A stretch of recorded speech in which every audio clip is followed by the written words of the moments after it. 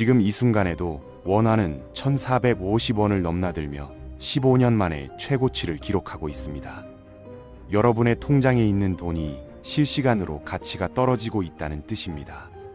주식시장은 불안하고 부동산은 얼어붙었고 은행 예금 이자로는 물가 상승률도 못 따라잡는 상황이죠. 그래서 요즘 많은 분들이 투자를 해야겠는데 도대체 뭘 해야 하지라고 고민하고 계실 겁니다. 유튜브나 인스타그램을 보면 온갖 투자 상품들이 나옵니다. 주식, 코인, 부동산, 금, 달러. 그런데 그 중에서 유독 채권이라는 단어를 들으면 뭔가 어려워 보이고 재미없을 것 같다는 생각이 드시죠? 실제로 많은 분들이 채권을 수익률 낮고 따분한 투자, 주식보다 재미없는 투자라고 생각합니다. 하지만 잠깐만요. 여러분이 모르고 있는 1조 달러가 넘는 거대한 시장이 있습니다. 여러분의 대출 금리도, 직장도, 투자도, 심지어 코인 가격까지도 모두 이 시장의 영향을 받고 있어요. 이 시장이 바로 채권 시장입니다. 전 세계 금융 시스템에서 가장 중요한 부분이죠. 2008년 리먼 브라더스가 파산했을 때 전 세계 경제가 하루아침에 무너져 내린 진짜 원인이 주식도, 코인도, 부동산도 아닌 바로 채권 때문이었다는 사실을 알고 계시나요? 158년 된 투자은행이 순식간에 사라지면서 전 세계가 패닉에 빠진 이유는 채권 시장에서 시작된 거였어요. 우리나라 코스피도 40% 넘게 떨어졌고 수많은 사람들의 인생이 바뀌었죠. 오늘은 이 신비로운 채권의 세계에 대해 차근차근 알아보는 시간을 가져보겠습니다. 여러분의 일상과 밀접하게 연결된 이 거대한 시장이 어떻게 돌아가는지, 그리고 우리에게 어떤 의미인지 함께 살펴보죠. 첫 번째 이야기입니다. 김 과장의 카페 창업기를 들어보세요. 여러분이 김 과장이라고 상상해 보세요. 회사 다닌 지 10년 차, 저축한 돈 5천만 원이 있습니다. 그런데 꿈꿔오던 카페를 차리려면 총 2억 원이 필요해요. 완벽한 레시피도 있고 대학가 근처 최고의 자리도 찾아놓았는데 돈이 1억 5천만 원 부족한 상황입니다. 김 과장이 은행에 갔습니다. 제가 카페 사업을 하려는데 1억 5천만 원 빌려주세요. 은행 직원이 말합니다. 좋습니다. 이자는 연 5%입니다. 7년 상환 조건으로 매월 215만 원씩 내시면 됩니다. 바로 이 순간 김 과장과 은행 사이에 하나의 약속이 성립됩니다. 김 과장은 1억 5천만 원 원금과 이자를 7년 동안 꼬박꼬박 갚겠다고 약속한 거죠. 이런 약속 문서가 바로 채권의 기본 개념입니다. 여기서 중요한 용어들을 알아보겠습니다. 김 과장이 빌린 1억 5천만 원을 원금이라고 부르고 영어로는 프린시펄이라고 해요. 연 5% 이자를 쿠폰이라고 부릅니다. 7년 후에 다 갚는다는 약속을 만기 또는 머추리티라고 해요. 그리고 실제로 김 과장이 받게 되는 수익률을 일드라고 부릅니다. 그런데 여기서 중요한 사실 하나가 있어요. 개인이나 기업만 이런 식으로 돈을 빌리는 게 아닙니다. 정부도 마찬가지로 돈을 빌립니다. 정부가 하는 일을 생각해 보세요. 도로를 새로 만들고, 지하철을 건설하고, 병원을 지어야 하고, 학교도 운영해야 하고, 군대도 유지해야 하죠. 정부가 돈을 쓰는 건 단순히 지출이 아니라 경제를 활성화시키는 역할도 합니다. 인프라 건설로 일자리를 만들고, 교육과 의료로 국민을 더 생산적으로 만들어서 결국 더 많은 세금을 낼 수 있게 하는 거예요. 2024년 기준 우리나라 정부 예산이 무려 656.6조 원입니다. 이게 얼마나 큰 돈인지 김 과장의 카페로 비교해 볼까요? 김 과장이 2억 원짜리 카페를 328만 개 차릴 수 있는 돈입니다. 전국의 모든 편의점보다 많은 카페를 차릴 수 있을 정도죠. 그런데 정부가 이런 천문학적인 예산을 어떻게 마련할까요? 정부 수입의 대부분은 세금에서 나옵니다. 영국 정부의 경우를 보면 정부 수입의 89%가 각종 세금에서 나와요. 나머지 11%만 다른 곳에서 나오는 거죠. 하지만 문제가 있어요. 정부는 항상 수입보다 더 많은 돈을 씁니다. 이런 차이를 재정적자라고 부르는데 매년 이런 적자가 쌓이면 국가부채가 됩니다. 영국의 국가부채는 2조 7천억 파운드고 미국은 무려 36조 7천억 달러예요. 두 번째 이야기, 정부도 빚을 지는 이유를 알아보겠습니다. 그럼 정부는 어떻게 이 부족한 돈을 조달할까요? 김 과장처럼 은행에 가서 돈 좀 빌려주세요 라고 할 수는 없잖아요. 대신 정부는 국민들에게 이렇게 말합니다. 우리가 나라를 운영하려면 돈이 더 필요합니다. 여러분이 우리에게 돈을 빌려주시면 매년 3% 이자를 드릴게요. 그리고 10년 후에는 원금을 고스란히 돌려드립니다. 이게 바로 국채, 즉 정부가 발행하는 채권입니다. 정부는 정기적으로 국채 경매를 엽니다. 주간 또는 월간 스케줄로 채권을 팔아요. 이걸 1차 시장이라고 부릅니다. 그럼 누가 정부에게 돈을 빌려줄까요? 은행, 보험회사, 연기금, 심지어 다른 나라 정부들도 삽니다. 그리고 놀랍게도 여러분 같은 개인도 살 수 있어요. 1차 시장에서 새로 발행된 채권은 기준 가격이 됩니다. 그 다음에는 투자자들이 서로 사고 파는 2차 시장이 있어요. 여기서는 사람들이 미래의 금리가 오를지 내릴지, 경제가 좋아질지 나빠질지, 인플레이션이 오를지 내릴지를 예측하면서 채권을 거래합니다. 이런 예측들이 모여서 시장 금리가 결정되는 거예요. 시장 금리는 결국 전 세계 채권 투자자들이 그 시점에서 요구하는 수익률인 셈이죠. 그런데 왜 사람들이 정부에게 돈을 빌려줄까요? 김 과장의 카페와 비교해 보겠습니다. 김 과장이 망할 가능성은 얼마나 될까요? 솔직히 꽤 높죠. 카페 경쟁이 치열하고 임대료도 오르고 코로나 같은 변수도 있으니까요. 하지만 대한민국 정부가 망할 가능성은 거의 0에 가깝습니다. 특히 미국이나 영국 같은 선진국이 디폴트한다면 그건 문명의 종말 수준이에요. 그 정도 상황이면 투자 수익률보다는 생존이 우선일 거라는 뜻이죠. 세 번째 이야기, 1억 원으로 보는 충격적인 현실입니다. 여러분이 지금 1억 원을 투자한다고 해보세요. 두 가지 선택지가 있습니다. 선택지 첫 번째, 김 과장 카페에 투자하면 성공하면 연 20% 수익, 실패하면 전액 손실입니다. 선택지 두 번째, 정부 채권 투자하면 확정적으로 연 3% 수익이에요. 어떤 걸 선택하시겠습니까? 상황에 따라 다르겠지만 안정성을 원한다면 당연히 정부 채권이죠. 미국 정부의 현황을 보면 더 극단적입니다. 2024년 현재 미국 정부의 빚이 무려 36조 7천억 달러입니다. 우리 돈으로 거의 5경 원이죠. 이게 얼마나 큰 돈인지 김 과장의 2억 원 카페로 환산해보면 김 과장이 카페를 2억 5천만 개 차릴 수 있는 돈입니다. 미국이 이 엄청난 빚에 대해 매일 이자를 내고 있다는 것도 놀랍습니다. 하루에 약 30억 달러, 우리 돈으로 4조 원씩요. 김 과장이 월 215만 원 이자 내는 것과 비교하면 미국은 김 과장보다 18만 배 많은 이자를 매일 내고 있는 거예요. 더 복잡한 건 미국 정부 부채의 많은 부분이 단기 국채라는 점이에요. 6개월, 12개월, 18개월 만기로 계속 만료되고 새로 발행되는 과정을 반복합니다. 이걸 부채 롤오버라고 부르는데 금리가 오르면 새로 발행되는 채권의 이자도 높아져서 정부의 이자 부담이 계속 늘어나는 거예요. 그래서 정부는 의료, 인프라, 사회보장, 국방에 쓸 돈이 줄어들 수밖에 없어요. 아니면 더 많은 빚을 져서 이자를 갚아야 하는데 그러면 문제가 더 커지는 거죠.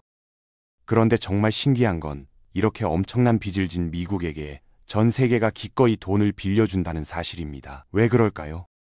답은 달러 패권에 있습니다. 전 세계 무역의 60%가 달러로 이루어져요. 석유를 사려면 달러가 필요하고 반도체를 사려면 달러가 필요합니다. 그러니까 모든 나라가 달러를 보유해야 하는데 달러를 그냥 현금으로 쌓아놓을 수는 없잖아요.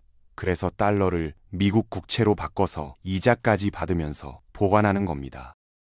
전 세계 모든 나라의 중앙은행 금고에 뭐가 들어있을까요?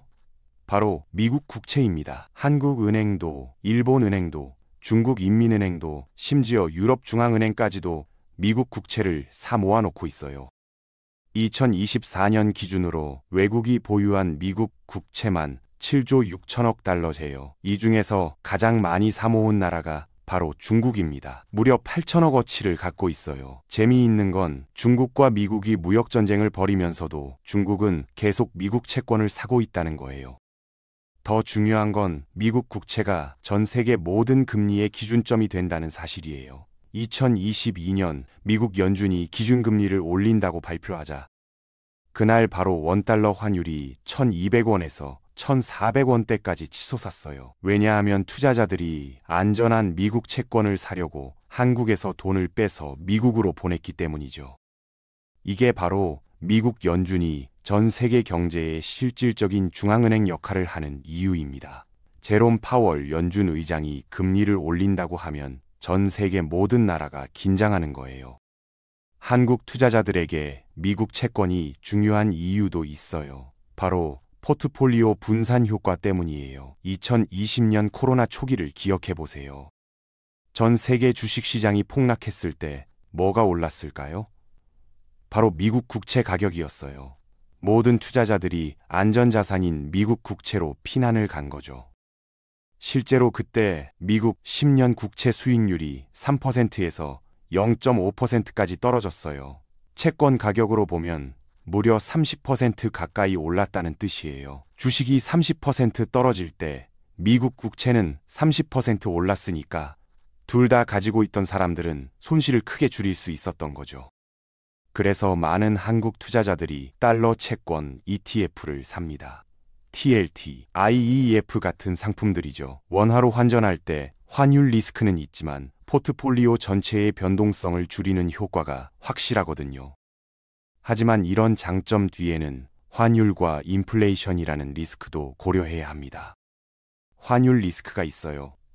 달러 채권에 투자했을 때 달러로는 수익을 냈지만 원화 강세로 인해 원화 기준으로는 손실을 보는 경우가 있습니다. 인플레이션 리스크도 있고요. 명목상으로는 수익을 내더라도 물가 상승률이 더 높으면 실질적으로는 손실인 상황이 벌어질 수 있어요. 미국 채권은 경제 예측 지표 역할도 합니다. 특히 미국 10년 국채 수익률은 전 세계 투자자들이 가장 주목하는 지표 중 하나예요. 미국 채권 시장이 정확한 예측력을 보이는 이유는 전 세계에서 가장 똑똑한 투자자들이 모든 정보를 종합해서 미국 채권을 사고 팔기 때문이에요. 월스트리트의 헤지펀드부터 시작해서 각국 중앙은행까지 세계 최고 수준의 분석가들이 미국 채권 시장에 참여하거든요. 네 번째 이야기, 채권 가격이 들썩이는 놀라운 이유를 알아보겠습니다. 자, 이제 여러분이 1년 전에 연 3% 정부 채권을 1억 원어치 샀다고 해보세요. 매년 300만 원씩 이자를 받을 수 있는 상품이죠. 그런데 갑자기 정부에서 새로운 채권을 연 5%로 발행한다고 발표했습니다. 이때 여러분의 기분이 어떨까요? 똑같은 1억 원인데 새로 사는 사람은 500만 원을 받고 여러분은 300만 원만 받는 거예요. 억울하죠? 그래서 시장에서는 이런 일이 벌어집니다. 여러분이 여러분의 3% 채권을 팔려고 하면 아무도 1억 원을 주고 사지 않아요. 대신 8천만 원 주고 살게라고 합니다. 왜 8천만 원일까요? 여기에 간단한 수식이 있어요. 수익률은 연간 이자를 구매 가격으로 나눈 값입니다. 수익률은 연간 이자 나누기 구매 가격 곱하기 100.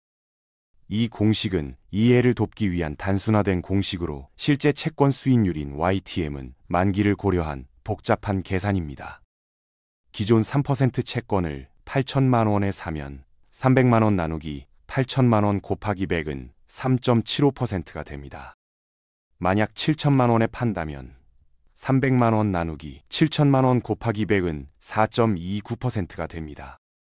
6천만 원에 판다면 300만 원 나누기 6천만 원 곱하기 100은 5%가 되는 것이죠. 그러니까 새로 나온 5% 채권과 경쟁하려면 여러분의 채권 가격이 6천만 원까지 떨어져야 한다는 뜻이에요. 이게 바로 채권의 핵심 원리입니다. 채권 가격이 떨어지면 수익률은 올라가고 채권 가격이 오르면 수익률은 내려갑니다. 쿠폰 금리는 그대로인데 사는 가격이 달라지니까 실제 수익률인 일드가 바뀌는 거예요. 그런데 이 채권 시장의 움직임이 여러분의 실생활에 어떤 영향을 줄까요? 실화 기반 시뮬레이션을 들어보세요. 2022년 금리 폭등 사태입니다. 박 대리는 2022년 초에 5억 원짜리 아파트를 4억 원 대출로 샀습니다. 당시 대출 금리는 2.5%였어요. 월 상환금이 약 150만 원 정도였죠. 그런데 2022년 말 미국에서 채권 금리가 급등했습니다.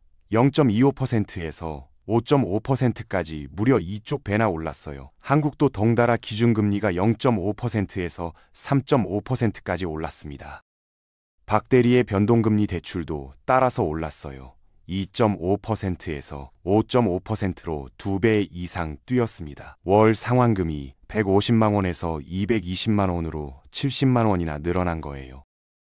박 대리가 나중에 이렇게 고백했습니다. 채권이 뭔지도 모르면서 왜 내 대출 금리가 오르는지 몰랐어요. 이게 바로 채권 시장이 우리 실생활에 미치는 무서운 영향력입니다.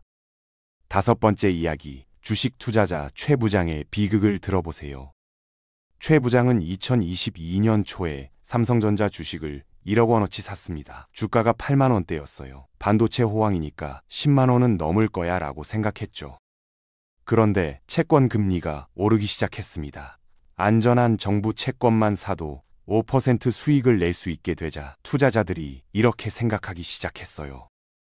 굳이 위험한 주식을 사서 10%에서 15% 수익을 노릴 필요가 있나? 안전한 채권으로 5% 받는 게 낫지 않을까? 그 결과 삼성전자 주가는 8만 원에서 5만 원대까지 폭락했습니다. 최 부장의 1억 원은 6천만 원이 되었어요. 무려 4천만 원 손실이에요. 최 부장도 나중에 후회했습니다. 채권 금리가 주식에 이렇게 큰 영향을 주는 줄 몰랐어요. 여기서 중요한 개념이 나옵니다. 정부 채권 금리를 무위험 수익률이라고 부르고 영어로는 리스크 프리 레이트라고 해요. 주식 시장에서 기대하는 수익률과 이 무위험 수익률의 차이를 주식 위험 프리미엄 또는 ERP라고 부릅니다. 채권 수익률이 오르면 이 프리미엄이 줄어들어서 주식의 매력이 떨어지는 거예요.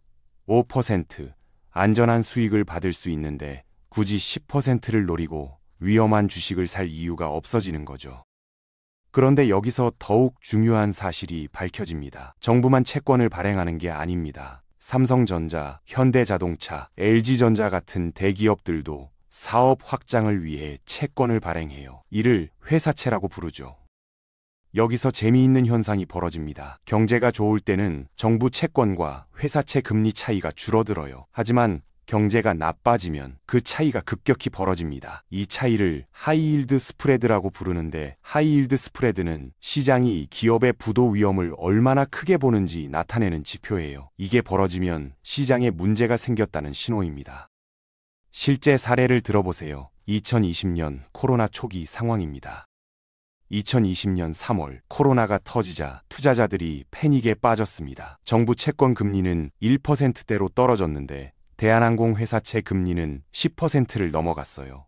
무려 9%포인트 차이였어요. 이게 무슨 뜻일까요? 시장이 대한항공이 망할 수도 있다고 판단한 거예요. 실제로 항공업계는 코로나로 큰 타격을 받았죠. 여섯 번째 이야기, 1억 원의 선택입니다. 당신이라면 어떻게 하시겠어요? 지금 여러분 앞에 세 가지 선택지가 있습니다. 선택지 A, 정부 채권으로 연 4% 수익에 100% 안전합니다. 선택지 B, 삼성자 주식으로 기대 수익 12%지만 손실 가능성 30%입니다.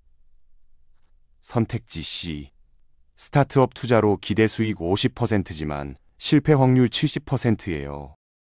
어떤 걸 선택하시겠습니까? 여러분의 나이, 소득, 가족 상황에 따라 다를 겁니다. 하지만 한 가지 확실한 건 정부 채권의 4% 수익률이 높아질수록 B와 C의 매력이 떨어진다는 사실입니다. 실제로 2023년에 일어난 일을 보세요. 2023년 미국 정부 채권 수익률이 5%를 넘어서자 전 세계 투자자들이 주식을 팔고 채권을 사기 시작했습니다. 그 결과 테슬라 주가는 50% 폭락했고 넷플릭스 주가는 40% 하락했어요. 한국 코스피는 15% 하락했습니다. 단순히 안전한 대안이 생겼다는 이유만으로 이런 일이 벌어진 거예요. 마지막 이야기, 수익률 곡선의 무서운 경고를 들어보세요. 여러분이 은행 지점장이라고 해보세요. 누군가 1년 대출과 10년 대출을 신청했습니다. 당연히 10년 대출의 금리를 더 높게 책정하겠죠. 10년 동안 무슨 일이 일어날지 모르니까요. 채권 시장도 마찬가지입니다. 보통은 10년 채권 수익률이 1년 채권보다 높아요. 이게 정상입니다. 그런데 가끔 이게 뒤바뀝니다. 10년 채권 수익률이 1년 채권보다 낮아지는 거예요. 이걸 수익률 곡선 역전이라고 부르는데 역사적으로 이런 현상이 나타나면 정말 신기한 일이 벌어져요. 2006년 역전이 일어난 다음에 2008년 금융위기가 왔고 2019년 역전이 일어난 다음에 2020년 코로나 경기 침체가 왔어요. 2022년 역전이 일어난 다음에는 2023년 경기 둔화가 왔습니다. 거의 예언 수준의 정확성을 보입니다. 왜 이런 일이 벌어질까요? 핵심은 바로 이겁니다. 사람들이 장기 채권을 사는 이유는 경기 둔화를 예측하기 때문이에요. 투자자들이 이렇게 생각하는 거예요. 지금은 인플레이션 때문에 금리가 높지만 1년에서 2년 후에는 경기가 나빠져서 금리가 다시 떨어질 거야. 그럼 미리 장기 채권을 사놓자. 그래서 장기 채권을 사려는 사람이 많아지고 가격은 오르고 수익률은 떨어지는 거죠.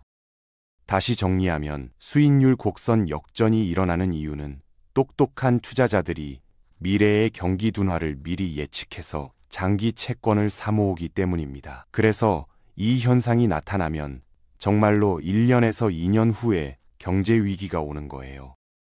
마지막 정리입니다. 채권, 이제 이해되시나요? 김 과장의 카페 대출부터 시작해서 국가의 천문학적 부채까지 모든 것이 채권이라는 하나의 개념으로 연결되어 있습니다. 박 대리의 대출 금리가 오른 이유도, 최 부장의 주식이 떨어진 이유도 모두 채권 시장에서 시작된 일이었어요. 여러분이 직접 채권에 투자하지 않더라도 채권 시장의 움직임은 여러분의 일상을 직접적으로 바꿔놓고 있었던 거죠. 채권 시장은 단순히 경제의 거울이 아니라 경제를 만들어가는 주체입니다. 금리가 오르면 경제 전체가 둔화되고 금리가 내려가면 경제가 활성화되는 거예요. 지금부터라도 미국 10년 국채 수익률을 확인해보는 습관을 가져보세요. 포털 사이트에서 미국 10년 국채라고 검색하거나 investing.com 같은 사이트에서 실시간으로 볼 수 있어요. 그리고 한국 기준금리와 비교해보면서 두 나라 금리 차이가 원달러 환율에 어떤 영향을 주는지 관찰해보세요. 그러면 단순히 어려운 경제 용어가 아니라 여러분의 삶과 직결된 생생한 현실로 다가올 겁니다.